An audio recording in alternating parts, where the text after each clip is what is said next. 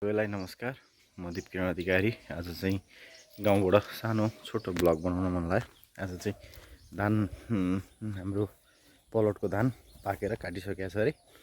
त्यो धान लिनलाई चाहिँ अहिले म ट्र्याक्टर लिएर चाहिँ धान लिन जाँदैछु। धान पाकिएर आज उठाउने कार्यक्रम छ। फेरि पानी पऱ्यो भने भिज्ला, अर्को समस्या हुन्छ।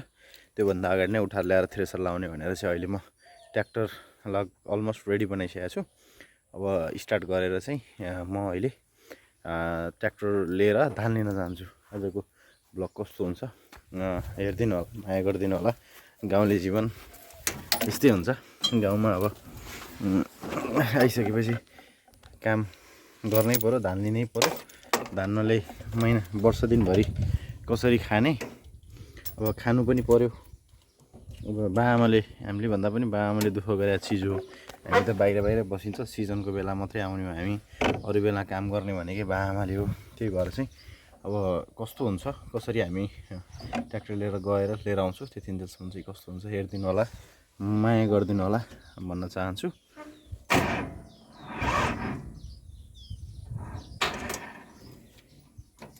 ट्र्याक्टर स्टार्ट भएन, धेरै दिन भयो नि त थन्केर बसेको। लास्ट एउटा ट्राई गरौँ, भएन भने धक्का हानेर स्टार्ट गर्नुपर्ने हुन्छ।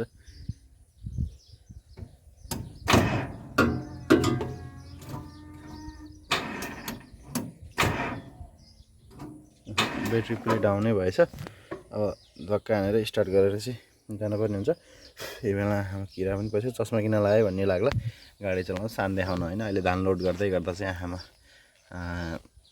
धान बिज्न सक्छ, त्यही भएर चाहिँ गर्दैछु। फाइनली अहिले चाहिँ गाडी स्टार्ट भइसकेको छ। बाबाले त जोड्दै हुनुहुन्छ। अङ्कल आउनुभयो। अङ्कल गानु त गएन नि धकाल्दा? अङ्कल गानु जान्छ, फेरि अङ्कलको गानो फेरि पछिबाट जान्छ भन्ने कुरो थाहा नै छैन। गानो चाहिँ अङ्कल गइहाल्छ। अहिले चाहिँ म चाहिँ गाडी लिएर निस्किसकेको छु, ट्र्याक्टर लिएर। अब चाहिँ गएर ट्र्याक्टरभरि धान घरहरू लिएर आएर गर्नुपर्ने हुन्छ। अहिले चाहिँ म ट्र्याक्टर लिएर निस्किसकेको छु।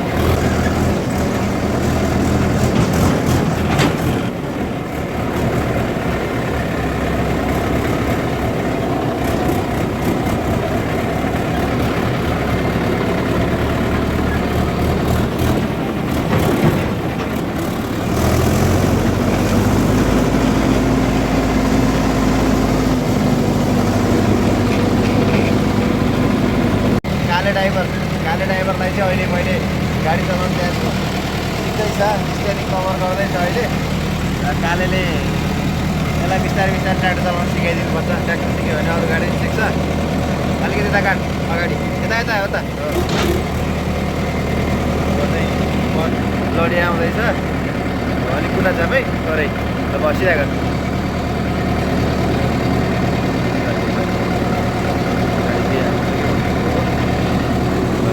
ड्राइभरले आज जोस् यसले गाडी चलाउँछ। अब यसले गाडी चलाउँछ। यता एकचोटि के छ तपाईँ लगाइरह, कहिले स्कुटी कहिले गाडी दाइ दिएकै छ नि चलाउन। ल ठिक छ, कहिले चलाउँदैछ।